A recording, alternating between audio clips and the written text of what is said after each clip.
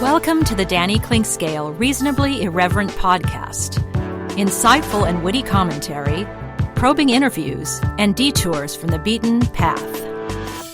Welcome to another edition of Arts and Lifestyle Wednesday presented by Cinematic Visions, and it's time for another edition of Danny and Tim's Music Scene. And man, we've got it all this time around. We got everything from fundraisers to tributes to box sets to remembering iconic artists to trying to raise money for great causes.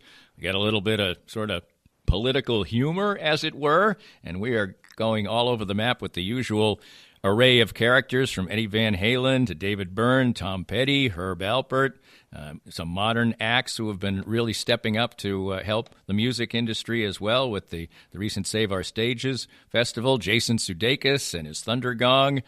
Man, it's a big menu this time around, as it always is. Maybe this one a little bigger than most. Beach Boys. We got more. We got more to talk about than you can shake a guitar at. And we'll start out next with Tim Finn talking music on Danny and Tim's Music Scene as part of the Reasonably Irreverent podcast. Cinematic Visions has been an affordable solution for professional media production in Kansas City since 2003, offering award-winning video production and creation, as well as a wide array of digital and social media management services. From planning, scripting, filming, editing, and post-production, to delivering your product to a watching world, Cinematic Visions will provide professional and affordable services for you and your business with the necessary return on investment to make it all worthwhile. Cinematic Visions' goal is to unlock the power of storytelling through video and a strong online presence for your company. Beyond the numbers, they want to inspire and evoke your clients to feel and act. Let my friends at Cinematic Visions embed your brand where it belongs, in your customers' minds. You can find them online at cinematicvisions.com or with a quick phone call at 816-600-6300. It's time now to get some great assistance on healthcare with Chad Beisel from no-nonsense-healthcareninja.com. And Chad, even your business's name would indicate that you have a real aggressive way and an important way to go after some health insurance for your clients. What I've found out in the industry is just a lot of people are really confused. They don't know what plans are good, what their plans offer, how they cover. And so I've just taken the approach of being really educated on what options are available to clients and showing them all the options that are available and making sure they understand them so they can pick and choose what options are good for them. And one thing that's really important, of course, is access to doctors and hospitals. Absolutely. That's becoming a big issue for a lot of people. Some of the plans out there are going to restrict those clients to where they can and cannot go. So if you live just outside the Kansas City metro, some of the counties outside, you may not be able to go to some of the hospitals up here in the Kansas City area. So making sure that you have a plan that's got doctors and hospitals and places you want to go is really, really important today. Learn more by visiting no-nonsense-healthcareninja.com and let Chad help you. It's time to visit once again with Dr. Brad Woodle of Advanced Sports and Family Chiropractic and Acupuncture. And Dr. Brad, your group has reached a significant milestone in terms of receiving a prestigious award. We have been honored for the 10th year in a row to receive the 5-Star Service Award by Integrity Doctors. We're just thrilled about that. And what that means is that we are guaranteed to give you excellent service. We're going to treat you like family, and we're going to make sure we do a very thorough evaluation and a care plan to get you well. We have 5 locations, and we're soon opening our 6th. So we are in Olathe, Overland Park, Prairie Village, Belton, Lee Summit, and soon to be Blue Springs.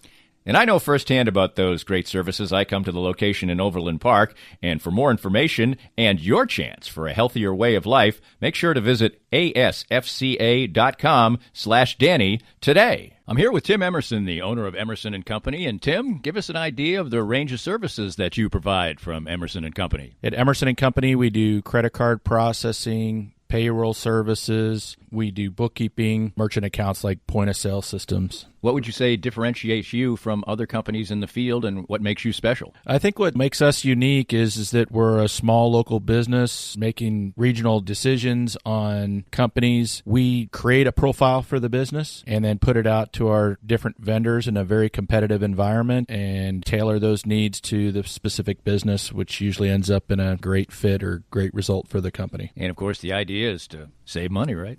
Save money, and actually sometimes I'm surprised amazed where actually a solution that may cost a little bit more ultimately does save money, but we're not conditioned to think like that sometimes.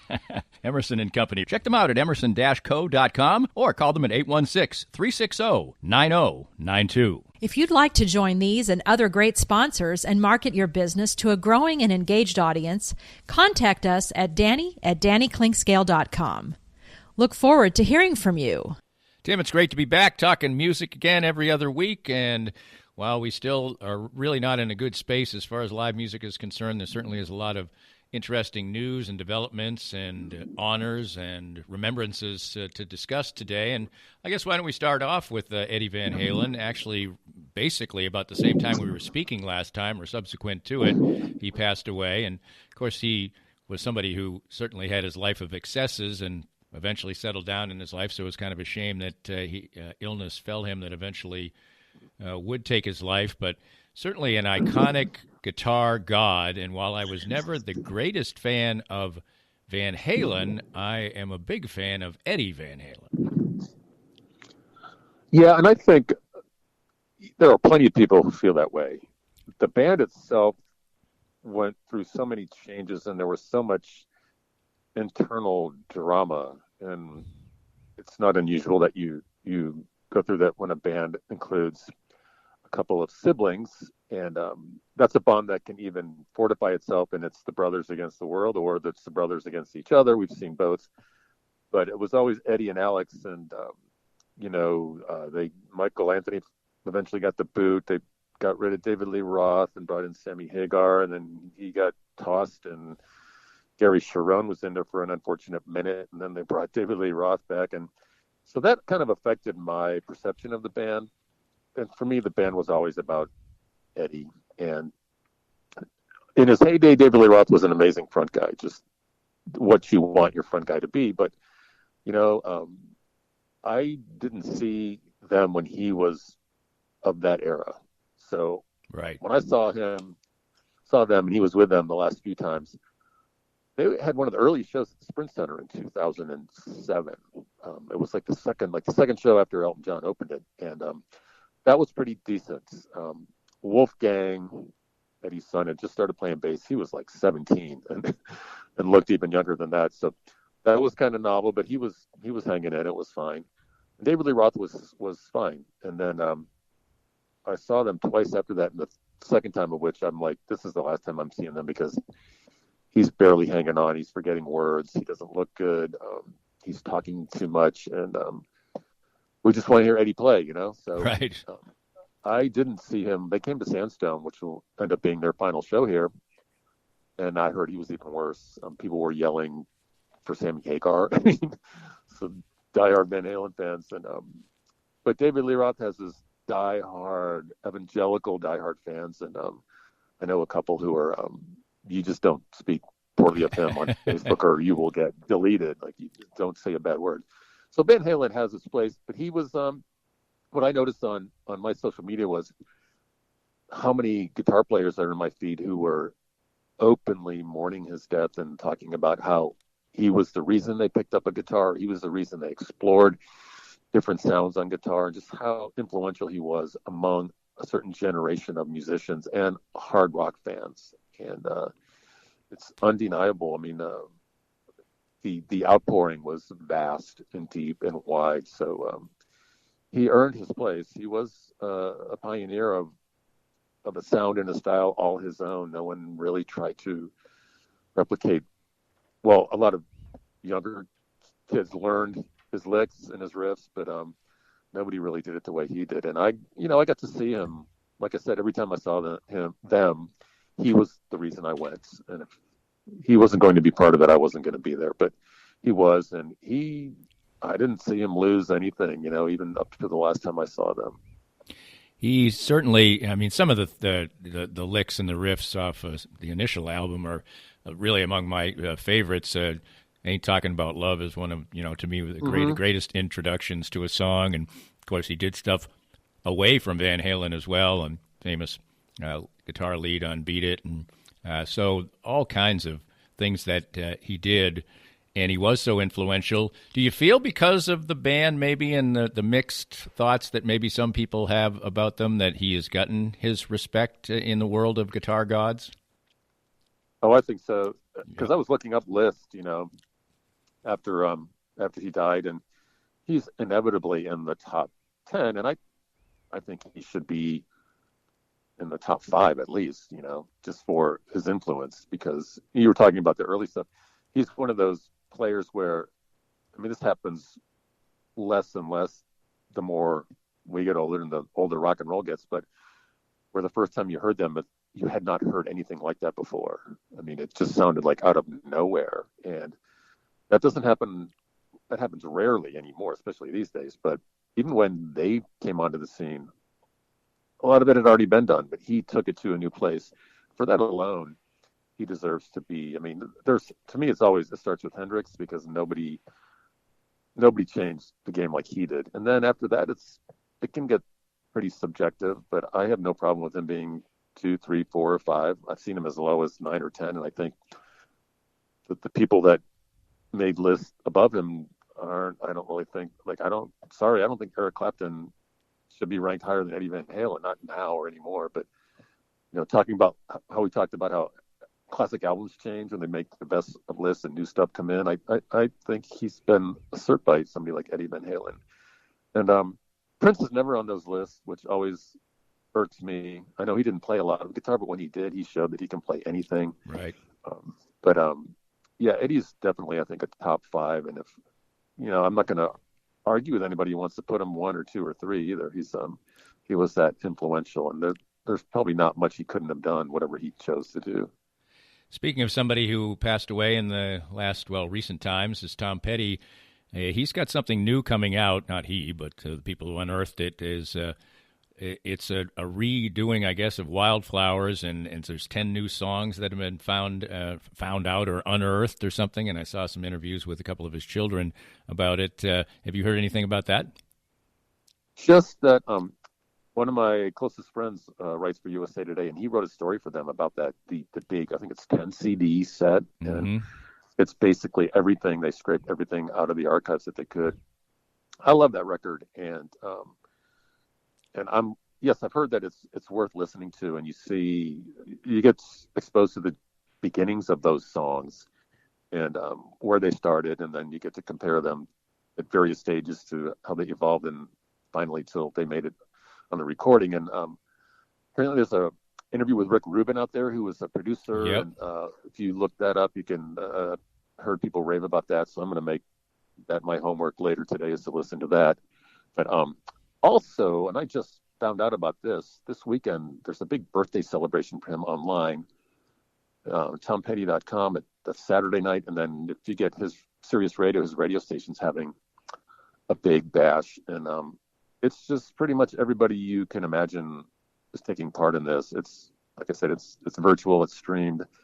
But if you look that up, just everyone who you get an idea of how many people just adored him, and loved his music. It's like people like Beck and the Flaming Lips, and Eddie Vedder, and Jason Isbell, and just a really wide array.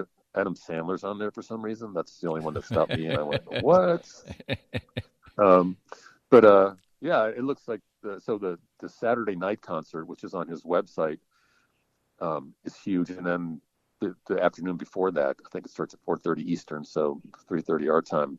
There's a celebration on his Sirius radio station. So that's this Saturday, and I'll check out his website, Marty, for sure. Well, and his channel is outstanding, and when he's on it telling stories and things like that, it's really something very, very entertaining. And he selects other music that influenced him or he enjoys, and it's a cool channel. There's no question about that. It's not always on all the time, I don't think, but they used to do a Tom Petty Radio Hour, and that was an interesting show too. So there's certainly lots of right. That's the thing that's great about when. Yes, we lose people maybe before their time, but their material is still around, and that's one thing great about performers, actors, musicians, is that their work lives on. Right, and I escaped to Starbucks because we're having work done in our kitchen and it's loud, and they only have like 4 tables available, so it's really safe in there. But they were playing Tom Petty. Maybe it's because his birthday's this week, but for like an hour and a half. And I was watching people walk in and catch the song and kind of mouth the lyrics, right. Or through their mask, you could tell they were singing, or just bob their head, or the people behind the counter just, catching the groove of Breakdown or whatever it was. So it's just indicative of how his music is living on to other generations. And I can't, I had a discussion with this on Facebook, like, of all the people who have died in the last 5 or 10 years, I don't think I miss anyone more than I do him and his music. And I play it a lot, and there's so much to play. And I went out looking for Wildflowers on vinyl, and you just can't find it. You can order it online, but it'll take a while to get to it because there's such a demand for it. So that's on my list. But even I have most of the studio albums, but you go to record stores and they've got a little tab for him, but there's never anything behind it because it doesn't stay there very long. Right, absolutely. And when we were discussing some topics, you sent me there's some new stuff out and about David Byrne as well. So yeah, he had this tour. The HBO just on Saturday launched this special, American Utopia, and it's a movie version of the show that he put together. Spike Lee directed it. I wouldn't know if I didn't know Spike Lee directed it. I wouldn't know he had by watching it, but it's really perfectly directed. And he brought this show to the Kaufman Center in June of 2018, and I'd had that on my calendar all year. And then 3 weeks before the show, I got laid off by the Star, so I had no one to cover it for, and I didn't have a ticket. So that's a shame. And it was also like 5 days before my wedding, so I wasn't going to drop $200 on a ticket, as tempted as I was. So it was the only time I've ever missed David Byrne coming to Kansas City. And then what really broke my heart was how people who had seen him as much as I had, as many times as I had, said, "Oh man, it was the best show I've ever seen of his. It's just amazing." And it's because he really sort of turned inside out the whole live experience. I think he's got 11 people behind him, some singers and musicians, and all the instruments are portable. They're walking around the stage. There's no drum riser. Nobody's standing behind a microphone. Everything's done remote, and it's done wireless. And so there's just a lot of movements, and there's a thread to the show, and he's talking to the audience between songs and playing some great solo stuff, Talking Heads material, some new stuff. He ends with a Janelle Monáe song that's sort of a Black Lives Matter anthem, and it's an hour and 45 minutes, and it's just riveting, and it's shot so beautifully, and I'll watch it at least 2 more times while it's on. So, but highly recommend it if you like him.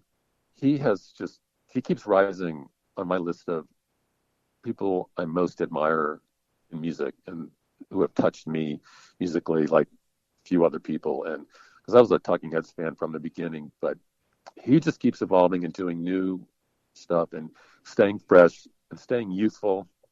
I think he's 67 or so, and he was born in 53. So, but he acts like there's nothing retro about him or nothing nostalgic about him. He plays the old songs, but he plays them with this verve and changes them slightly, but not so much that you don't recognize them. So, and he's always trying new things and staying in touch with what's going on. So, by far, he's one of my favorites. And if you like him or the Heads, then watch that special. Completely different type of thing, and maybe even more a little bit before people's time when he was in his real heyday. But there's a new documentary out about Herb Alpert, and it's really a very well, my wife's a huge fan of Herb Alpert, so that was the reason we watched it. But he just evolved as a musician. He's still alive, and he's in his 80s actually, and still performing with his wife and still playing. He played here last year, didn't he? Yeah, I believe he did, and playing well. And you know, he just was the type of guy who reinvented himself. He had the last #1 instrumental song on Billboard, it's Rise in the late 90s, but it really talks about him evolving as a musician and staying current after, you know, he could have easily become a 1960s and early 70s novelty type of thing because he did so many things that were a little, you know, kitschous, if you will, but still catchy and cool. And of course, he's also famous for the record label A&M. So I can highly recommend this documentary as well. Very influential guy for years in music. Right, and he sort of caught a second wave because there are a lot of, when he played here last year, there were people in their, I know, 30s and 40s who were really psyched to go see him, and so there's a broad appreciation for him, and it has gone beyond his days of popularity. But what I like, his music reminds me that there was a time when there were just instrumentals on Top 40 radio. There were plenty of them, right?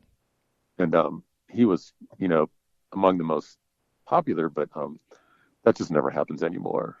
Some of my favorite songs from back in the 60s and early 70s were just instrumentals, and he was probably the king of those. Right. I don't think we would have, except maybe in the 60s, been running out Classical Gas as a hit song or something. Exactly. Or Paul Moriarty, Love is Blue. Right. Exactly. There's some blasts from the past. We're going to get current coming up next with some interesting stories and some really important things to help out the music scene right now. We're visiting with Tim Finn on Arts and Lifestyle Wednesday, presented by Cinematic Visions. It's our Danny and Tim's music scene. Every other week we get together and talk about a wide variety of things, and we're doing so again today. More of Danny's Reasonably Irreverent podcast after this. Most of us have experienced auto accidents, and it's no fun. And even less fun is trying to work on the insurance aspects afterwards and getting full value after an auto accident. I'm here with David Cowan from wreckexpert.com. And David, you have an unusual and important niche for people after an auto accident. We have a passion to teach car wreck clients what they deserve. Getting your car repaired only fixes the damage and the paint. Getting paid for your car's loss in value is called diminished value. Chances are you've never heard of this before because most people aren't looking out for you. We help people collect thousands to tens of thousands of dollars for their car's loss in value after the wreck. And if somebody wants to come to you for that, what's the original assessment cost them? We offer a free review of any insurance claim to see how we can help. You can't beat that. Great expertise and assistance in getting full value after an auto accident. From David Cowan, visit wreckexpert.com and learn more. Hi, everybody. This is Matt Llewellyn from 23rd Street Brewery in Lawrence. I just want to thank everybody for supporting local restaurants during this time of uncertainty. 23rd Street Brewery is now open until this pandemic is over. And right now, more than anything, local restaurants need your help and support. Come on out and see us. 23rd Street Brewery is open now from 11:30 till 9 o'clock for dine-in and carry-out. Whatever we can do to help you out, maybe with your catering needs, too. I appreciate all the support, and thank you for continuing to shop local.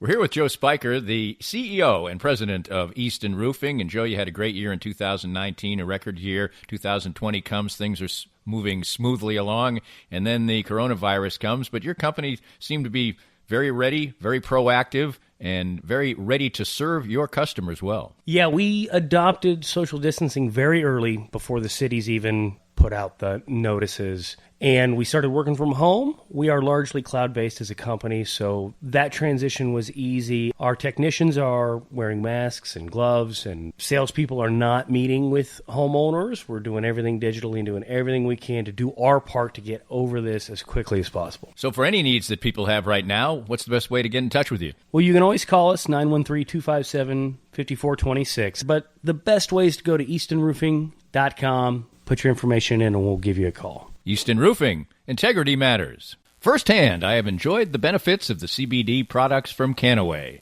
My back feels better and better these days, as a major part of my routine are the pain-relieving salve and the pure gold oil. And recently, I had the pleasure of a treatment session using the Canaway CBD in conjunction with the Microlight 830 cold laser.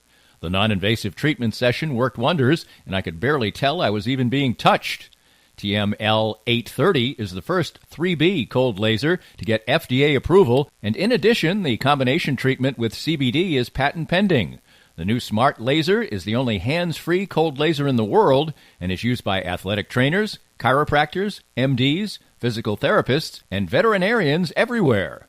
You can learn more about all the great benefits from the complete line of Canaway CBD products by contacting my friend Sherry McCants at 515-208-6312.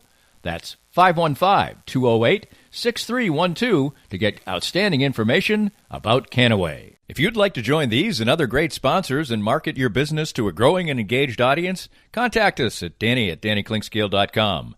Look forward to hearing from you. Back with Tim, and we're talking music as we do every other Wednesday here on the Reasonably Irreverent podcast, Danny and Tim's Music Scene. It's always presented by Cinematic Visions, where I actually am recording this particular piece right now. And let's talk a little bit about some fundraisers in the local area, and those things are important right now, and I'll just sort of segue into something that's occurred that was nationwide. So tell me about what you got. So on successive Saturdays in November, so the first one is November 7th, and it's the 13th annual Apocalypse Meow benefit concert. It helps the Midwest Music Foundation, which to this point, this first show was at Davies Uptown in 2008, and I was there. And it's a fundraiser for Midwest Music Foundation, which helps musicians who need money, whether because they're sick. Typically, it's because they run into a healthcare crisis. It can be they're battling an illness, or had an ER visit, or I remember once somebody who was a painter, house painter by trade, and fell and broke his arm, couldn't play for a while, so they chipped in and gave him some money and helped him pay rent and bills. So it's such a necessity, especially now because with restaurants and bars closing, that there went a lot of paychecks for our favorite musicians in town. And so this fundraiser this year is going to be virtual, and it starts at I think 7 p.m. on Saturday, November 7th. You can get it through the MMF, Midwest Music Foundation's Facebook page and YouTube channel. And they've got some really impressive guests this year. It's a lot of locals, but also people like Alejandro Escobedo will perform. I think there's a couple of pre-recorded performances, but who cares? It's great. Alejandro Escobedo, John D. Graham, and then one of the leaders of Ha Ha Tonka, one of my favorite regional bands. They're from here and from Southwest Missouri as well. Roman Numerals are really great. They're from Kansas City. They do like 80s Gothic, sort of like Bauhaus, one of those bands. Anyway, they started off as a tribute to that music, and then they started writing their own music, and it's even better. So, who else is on there?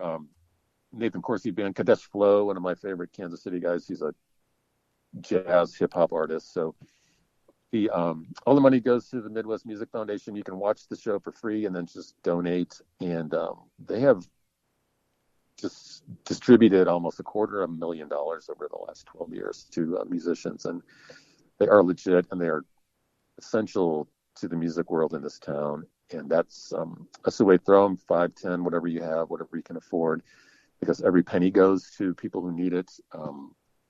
Everyone working for them, there's no administrative costs, really. Everyone's doing it, volunteer. So, and it's become my favorite and the most important organization connected to the Kansas City music scene. So shout out to them for doing it again, Rhonda and Sandra. They are running the show, and they do a great job every year. The second event is the following Saturday on the 14th, and it's Thunder Gong. I think this is the 4th annual. Right. And they too are going virtual, but great lineup. It'll be streaming. Jason Sudekis with Will Forte and Fred Armisen are back for, I think, the 4th year. Winona Judd is back with her husband, Cactus Moser, who's a drummer, also with a prosthetic leg, like Billy Brimblecom Jr., who's the man behind this event.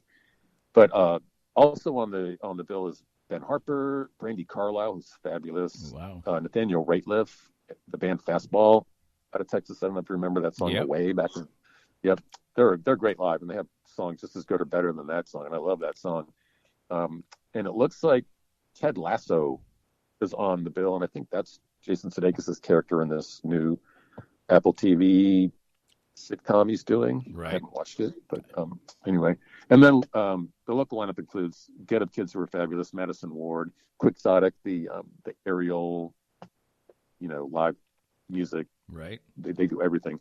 They'll have a performance. So it's Saturday, November 14th at 7 p.m. and you can donate while you watch. And it's just an amazing cause. And every year has been a little better than the previous. It stinks that they can't do it live, but it'll be good anyway. They'll make the best of it. Well, just as I was doing this, I was popping around on the internet, and I probably should have had this within the context of the other things we did, but yesterday Spencer Davis died at 81 from the Spencer Davis Group. Band started with Stevie Winwood, and some really great songs. I mean, Give Me Some Lovin' is just an iconic rock and roll song, and so we've lost yet another guy to the Welsh musician died yesterday, but lived a good and full life to 81, and as I said, he's got a legacy, and certainly one of the most iconic songs from the mid-'60s. Right, and a band that made it on the radio but never really broke out. So that's a band I know I've heard, and I was in college. Roommates had the records, and so I've heard them. But probably ought to explore them. Today would be a good day to do that because I automatically associate them with Steve Winwood, and because he was so young when he was with them and so amazing. But we're just going to get more of that because, especially from that era, those men and women are in their 80s, and that's not a bad life. 80, 81. No, I'll take that one. That's all right. I mean, I'll take more, but I'll take that one. We recently have had the Save Our Stages Festival, and was a national, with big national stars, Foo Fighters, people like that.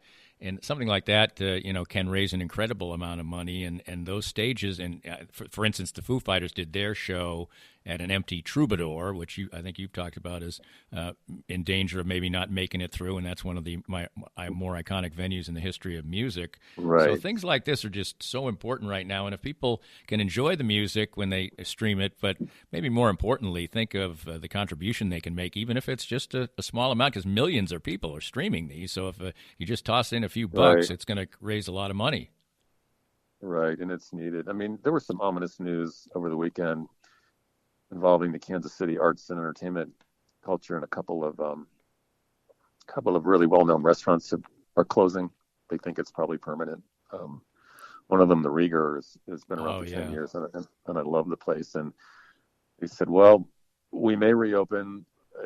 We think it's permanent, though, but we'll see how long that permanence lasts, if things change. But and I'm just braced for it to be the start of more. And especially when you get such an the Rieger place is really cool, and it clearly was an ambitious enterprise, and in all likelihood, I think would have worked. I've gone to, I think, at least three events there. Right. And it's a cool place, but it does look like there's a lot of overhead to it, and it's the kind of place that when you launch it at a good time, all it takes is a really not so good time or a horrendous time to bring it down. Yeah. Right. And they had a lot of things going on the side too. So, and I know the people who run it, they're just genius on a lot of levels, not just about alcohol and cocktails and all that. They were making their own vodka and other stuff. But the margins are so narrow, you can't afford too many bad summers or seasons, or it puts a strain on everybody. So this is just this is crazy. This is like nothing anyone has seen. So not hearing anything about any music venues, but I know, talking to some people casually and off the record, it's like, we better hear something good in the next couple months, or I don't know what we're going to do. We're going to have to relinquish the venue. We're going to have to give it up because we can't pay the rent. And, that's just, and it's just getting darker and colder. And Yep. Where it's hard to conjure some optimism, but who knows? Congress is supposed to be doing something today. Maybe they'll start tossing money around where it's desperately needed, and this would be one of those places. Absolutely, because it's not just a business deal; it's a quality of life deal for people. I mean, that's the thing that makes it so. I'm sure all businesses provide some kind of quality of life, but this is your heart, your soul. I mean, and for many people, go ahead. And it's the economy too. It's the local economy. They employ a lot of people, and it's just baffling to me that they don't understand. Like, if there's anything you'd want to do right before an election is to tell voters, the electorate, hey, we're going to throw some money your way, okay? It'll make people on both sides happy. But I don't know, there's got to be a fight about everything, and it's just really, it's beyond frustrating. It's just galling. It's like you're elected to help people, right? You were elected for this reason, for these situations, and can we just please get something done? Because the time's running out. Yeah, absolutely. Well, let's close because by the time we reconvene, the election will have occurred. And there's a couple of semi-humorous things, really, when you think about it, regarding the election campaign. Brian Wilson and Al Jardine of the Beach Boys have gone out of their way publicly to try and disavow their former bandmate, Mike Loves, who's got the only touring Beach Boys band right now, and he's been doing Trump fundraisers. So they've been trying desperately to distance themselves from that, but Mike Love has been doing that for quite a while. Yeah, that makes sense. That's who he is. That's no surprise. I've interviewed him at least once. He was very civil and very polite. And, so I wrote the review, the story accordingly. And I got some people who resented how he was presented. And I said, well, he wasn't a jerk to me. What am I supposed to do? But, there's a lot of dislike, hatred for him because of how he's been with the Beach Boys and how he's intervened and, just how he's sort of asserted himself as the leader when he's not. So, yeah, that's no surprise. And finally, this is rather comical, but I'm sure if you're on not the one side of the political aisle, you might not think it's as funny as I do. John Fogerty has tried, and his lawyers are trying to get the Trump campaign to stop playing Fortunate Son at their rallies. Right. And the thing that's funny about this is, can anybody listen to that song for more than 15 seconds and realize this is not something that the Trump campaign should even be thinking about playing? I mean, what in the hell is that? Well, I saw a list of songs he's been playing that it appears that whoever's picking them is not listening to the lyrics. Right. They're inferring something that's not there at all. And that's at the top of the list for sure, because unless you want to mock yourself, then okay. Right. I don't think that's what they're doing, but I mean, the song is because he was a veteran. John Fogerty's a veteran, and a big part of the song, not all of it, is about the people who are privileged and get themselves out of going to Vietnam. And who was one of them? Get many deferments. Yeah. Or get a deferment. Right. And so he's actually doing a song about something that's completely negative. I mean, it's hysterical. Mm-hmm. It's hysterical. Yeah, I don't know how you imply anything other than that. I mean, the title of the song doesn't really make you feel patriotic. I don't know. I don't get it. No, it also doesn't. If you're trying to paint the candidate, I mean, he never portrays himself as just a fortunate son. He's a self-made man, a millionaire or whatever. But anyway, I thought that was, at least when Born in the USA was you. Oh, okay. Just if you sing that chorus, I get it. Okay. Now, if you explore it deeper, obviously that's not what he meant and not what he wanted used as a song. But this is just flat out dumb. So anyway, but there's a lot of that going around, and maybe we'll get some things that aren't quite so dumb. But Tim, you're never dumb. I always enjoy speaking with you, and try not to be. Okay. Yeah, let's hope we get more smiles coming up. We hope you enjoyed the latest Danny Klingscale Reasonably Irreverent podcast. Come back soon for something fresh and new. This podcast was made possible by our great sponsors like NoNonsenseHealthcareNinja.com, specializing in expert healthcare guidance and assistance for you.